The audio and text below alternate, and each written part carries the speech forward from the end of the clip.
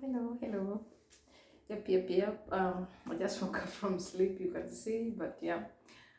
Um, yeah, I'm so thankful, so thankful for everyone who kind of reached out, and yeah, like I found out people who watch, most of the people who have watched my videos are actually from Canada and UK and Kenya, and yeah, I appreciate. And for those who went to look for me on Messenger and on Instagram, I'm so thankful that you guys kind of found my story so intriguing and funny. I just thought I should keep this story, store it, so that yeah, tomorrow people like my daughter will get to know of the journey that I took to be where I am, or even for them to be where we are in general. So I just felt I should document, and what other best place to store this is done on YouTube, and for you guys just also coming through to share the journey with me and appreciate, I'm so thankful. So yeah, back to our story. Like I said, in this border, is it called Roxanne border? It's in Quebec. That is New York, US. Okay, that's on the New York and Quebec border of US and Canada. So people apparently, okay, let me track back a little bit. I don't know if I had mentioned that in the previous videos, but apparently I was told since Donald Trump came into power, since Donald Trump became president of US. Is it they said they went, US and Canada went into an agreement, into a treaty, I was told.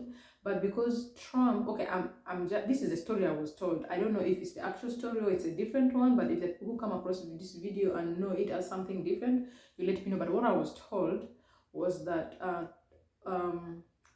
the Canada government went into agreement with the US government to allow immigrants who are stuck in US to cross over to Canada to come and settle in Canada, something like that. So as for me, like I remember telling you, I was told by this, okay, I have a cousin whose sister had come to Canada through this same route, and in 2019. So because she was already in Canada, I was told that I should also come and join her, and she'll be the one to guide me on stuff like that. Yeah, so apparently so many immigrants were crossing over to Canada because of this situation that was going on. So many people are coming to Canada, and I don't know how many millions of people have crossed through that border and are currently settled in Canada. But unfortunately, last month, in March, those borders have now been closed, I'm told. But imagine, they have been open since 2018, I think, I'm told. I think they have been open since 2018. They've been receiving immigrants from all over the world through these borders. So people are mainly crossing from US to Canada. So like I said, I come, and then these guys tell me if you take 2 steps, you'll be on Canada land and you'll be arrested for illegal entry and things like that. So I did, because the taxi driver had already prepped me to not fear, to just do it. They do that. That's the procedure. They do that like that for everyone. So they won't do anything bad to you. Just do it. So I took the 2 steps, and you're under arrest for illegal entry on Canada soil. Come, we go. So they took me into that small, I should say that's like their office or something right there at the border. And I don't know, fortunately or unfortunately for me, I'd come with a young kid, and this kid was like 5 years by this time, yeah.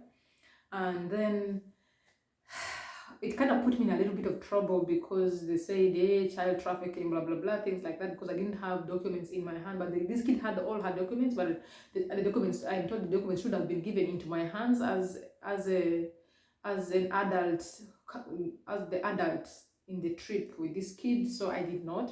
That did put me in a little bit of trouble, but thankfully the kid's parent was nearby somewhere. The kid's parent was already in Canada, so the kid's parent came and they took away the kid. Now they left me to myself. And the thing I hear, the reason they actually let me go and didn't pursue this issue with the kids so much was they check your everything. So I mean, the first thing they do is they take away your bag, okay, whatever is in your possession, they take it away and they go through it. So they took away my bag and they went through it. They found my sleeping pill, my medication, my antidepressant was there in that bag. Of course, they read the name on it, and then I think they went to Google and Googled what the medication was for. I overheard them talking to each other. I don't think I don't think she's fine. You can see this medication is for people, is antidepressant for people who are depressed. Okay, they had their conversation there. And then okay, I was there as they were doing that. I don't know what they were doing. They're just walking back and forth. I think we arrived on this border point like around 7 p.m. 7 p.m. 7, yeah, I think it was around 7 p.m. But I remember I was taken out from here around 2 a.m. From here, I was taken somewhere for now police interrogation. Remember, this is a border police, and then I was now taken from here to the main police. Yeah, I was taken to the main police station. I was asked questions. I don't even remember the kind of questions they were asking me, by the way.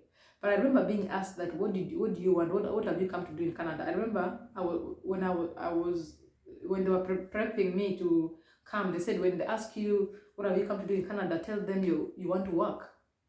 So they asked me, what have you come to do to Canada? I said, I want to work. Yeah, okay, well, okay. So they interrogated me. Okay, now they're interrogating, I think, when did you okay, where are you from? Have you ever been to anywhere in the world before? What did you go for in those trips that you've gone? When did you come to US? Why did you come to US? Why did you decide to come to Canada? And things like that. But they just told me to stick to the statement that I want to work. So I was stuck with the statement of, like, the taxi man really helped me in the 30 minutes trip that we had with him from the airport to the border. He just kept telling me, telling me what, because it's like they've been doing this since 2018 also. So they're always, every single day they're making 20 trips even to the border, bringing people, dropping them. So I should relax. There's no problem. So so we started our journey like that. From there, I was by myself, but not when I was taken to police. After the police interrogation, now they took me to this room, open room. So I don't even know those places. Trust me, you guys, up to today. If you ask me where are those places that you've been taken to, I don't remember them. I don't. And up to today, guys, I don't know Canada. I don't even know Ottawa, where I live. It's just Uber or my app that takes me to places. That's it. I don't know what is where, but anyway, the places I only get to familiarize myself are my neighborhood, like I live in, and that is it. So after going through that, I was now taken to a waiting room where I found out these different people, immigrants from different parts of the world, Nigerians, things like that. And then from there, in the I think we stayed there up to almost morning. Then at morning, now we were taken to now a men's center, now the immigration center, where everyone has been dumped. That's where now we found, oh my goodness, guys, people from all over the world. That's even now where I managed to meet a Ugandan, like a camp, taken to a campsite, a temporary campsite. I don't know what they call it in refugee world, but yeah, we're not taken there. After there, we were there, we went to do our fingerprints. Now paperwork has started there. A file has already been opened for us, I hear. Yes. So they went and another interrogation, like interrogations over interrogations. We did our fingerprints and everything like that. And then that very evening now, a bus came and brought us to, this is now Quebec, we're still in the Quebec border. Then from there, in that very evening, the bus came, and now the bus brought us from Quebec border side to Montreal, now to the real shelter. And we were taken to this big shelter, YMCA shelter, where I don't know how many thousands of people were in that building. You are sharing, because there are very many floors, and you are sharing, like in my room were like 16 like decades. You're like, school life, you're on decades and things like that. You're meeting from people from Indonesia, Lebanon, Mexico, Colombia, Nigeria. We're meeting with people all over the world. People are like this. So yeah, from there, I remember I was there. I think 2 days after, we're supposed to go to Prida. There's a place called Prida. Prida is an abbreviation for something. I've even forgotten what it is. So we go there. Then that's where you go and have your first hearing. You know. So I went to Prida. We went to Prida. They took our paperwork and everything. Now that's when your immigration process in Canada starts. Yeah. Now your pass. Yeah, my passport was already taken right from the border, I think. Yeah, so that's when your real immigration process starts. So we went to Pride, they did our paperwork and everything. Now they give you an appointment to come back, that if they accept you, they'll give you a brown paper. I was supposed to have picked it. I don't know why I forgot to, like a brown paper that I was supposed to show you guys. Let me go get that brown paper. So yeah, like I was saying, and then I remember I came to Canada on 2nd of March. That was when I entered, and then yeah, spent that 2nd of March in Quebec. Third, I was still in Quebec. Third evening was when we were brought to Montreal in the shelter. Yeah, so that was third, fourth. That's when we went to this Pride organization. I don't know Pride in full. We went to that organization. That's where they start your process. So when they start your process, now they open a whole immigration file for you in this office. So after they open but remember, all the records that they were captured of you from the border, from that where you're under arrest, blah, blah, blah, from there, any paperwork they do from right there to the police interrogation, everything, everything is kept already. They already have it in the system. Then, yeah, so you make you make a statement. That was on 4th in that Pride organization, and then after that, then they give you an appointment. They give you an appointment to come back. That is for them to go through your what you put, and then if they'll accept it, they will accept. If they don't accept, then I hear I don't know if they deport you or whatever, blah blah, I don't know. But yeah, so when on 16th, but before 16th, I couldn't, Montreal generally is a French speaking province. For some reason, I'm told Quebec is like, they act like they're almost a whole different country of their own, but it's part of Canada, right? So it's French speaking. I remember the day we went to that Pride on 4th, I put my phone to charge there in that office, and I forgot my phone there when we came back. So when I reported to the reception at the shelter I was about my phone being left behind, they told me, yeah, they gave me a bus ticket to go back, a train ticket, I mean. But guys, I went back, I bought the train and I went back. I could not find that place. I couldn't find that office again. And when I was trying to move around asking people for direction and things like that, everyone like say, hello, excuse me, and they'll say, okay, you say hello, they'll say bonjour, and they start rapping French, and when I said something in English, they just walk by. No one was speaking to me. And I remember coming back so disappointed. I had to wait until the next day to go with the group that was going in the morning to that office. That's when I was able to get my phone. Yeah, but then I remember coming to social workers and complaining like, oh my goodness, people here speak French and I don't know any basic French. I only speak English. What do I do? So this social worker told me, you know what, go to Ottawa. Ottawa is English speaking. At least you'll have an easy time there. Go to Ottawa. So they gave me a map to places, organizations that could help me in Ottawa and things like that. So I managed to come to Ottawa as I wait for my appointment date of 16th. So I came to Ottawa, and that life I lived in Ottawa was quite a hassle of its own. I was actually literally, I should say, homeless for like a day or two, but good Samaritans came my way. A pastor ended up paying. I was put in a shelter which I couldn't stay, and then a good Samaritan helped me. A pastor of a church, the Baptist church, paid for me a hotel for 2 days. I ended up staying in that hotel, I think, for more than a week, accumulating a bill of like 1,000 something plus. And then before that 16th came, I came back to Montreal, and then I was told that my case it was okay for me to stay in Canada, but until my case will be I'll have to make a basis of claim, which I was given this form. This is the basis of claim form, which you're supposed to make your claim of why you've come to Canada, why you want to stay in Canada. This is the basis of claim, which you're supposed to fill out with the help of I'm told with the help of a legal attorney, if you know one. And yeah, it's just basically asking who you are, your name, your sex, your nationality, your tribe, languages spoken. Have you, a family of yours, been harmed or mistreated or threatened by any person or group? If you return to your country, do you believe you will be harmed, mistreated, or threatened by any person? Your answers to this question this is your basis of claim to see if you are accepted to stay in Canada or you need protection in Canada. You know, did you ask any authorities such as police or any other organization in your country to protect you or assist you? Did you move to another part of your country to seek safety? Yes or no? If no, explain. If yes, explain. When did you leave your country? When did you leave your country? Why did you leave at that time and not sooner or at later time? Did you move to another country to seek safety? If yes, explain. If no, give any other details that you think are important for your claim for protection. Your children who are less than 18 years claiming protection with you.